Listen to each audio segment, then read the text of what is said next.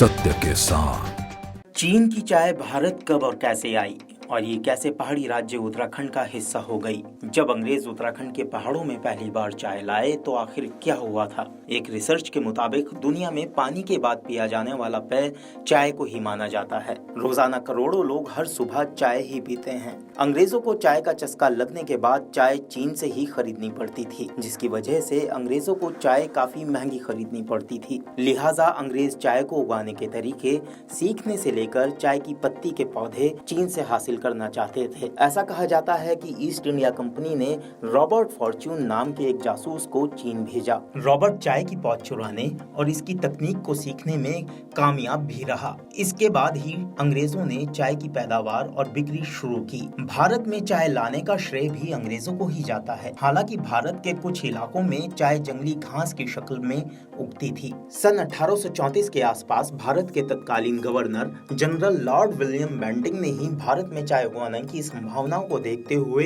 एक समिति का गठन भी किया। इस समिति के विशेषज्ञों ने उपजाऊ जमीन का चुनाव करना शुरू किया। समिति ने चीन से चाय के स्पेशलिस्ट बुलाए और खेती में उनकी मदद ली। Kumaon commissioner George William Trail ने समिति को सरकार की तरफ से हर संभव मदद देने का भरोसा दिया। वो चाहते थे कि सबसे पहले चाय के पौधे की नर्सरी हवाल बाग और भीमताल में लगे। 1834 में बनी समिति ने देहरादून के राजपुर रोड और मसूरी के बीच मौजूद झड़ी पानी को चाय की नर्सरी के लिए दिए जाने वाले प्रशिक्षण के लिए मुफीद बताया। इसी साल गढ़वाल के टिहरी में भी बहुत सी पौधशालाएं बनाई गई। विशेषकर अल्मोड़ा में पैदा हुई चाय को विशेषज्ञों ने असम और दार्जिलिंग की चाय से भी बेहतरीन माना। साल 1835 में असम में चाय की खेती शुरू की गई। नॉर्थ ईस्ट के कुछ इलाकों के साथ उत्तर भारत के पहाड़ी इलाकों में चाय की खेती की जाने लगी। लगभग इसी दौर में उत्तराखंड में भी चाय की खेती शुरू की गई। ये वो वक्त था जब अंग्रेजों ने गोरखों को हराकर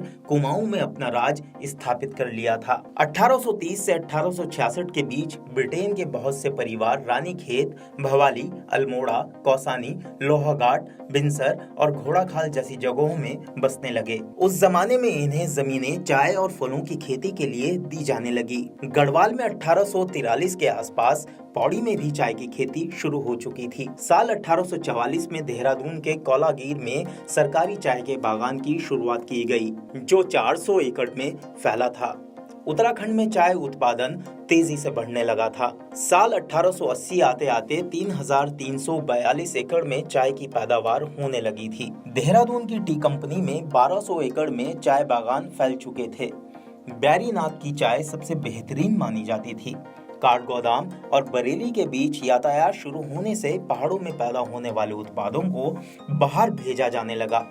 इसके चलते फलों के उत्पादन पर ज्यादा ध्यान दिया जाने लगा। फलों से हुए मुनाफा अंग्रेजों को भाने लगा और चाय बागानों की अनदेखी होने लगी। साल 1950 तक चाय की खेती बेहद कम हो गई थी।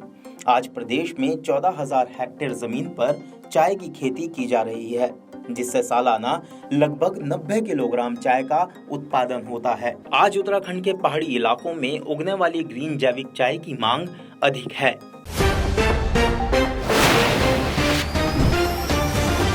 सत्य के साथ।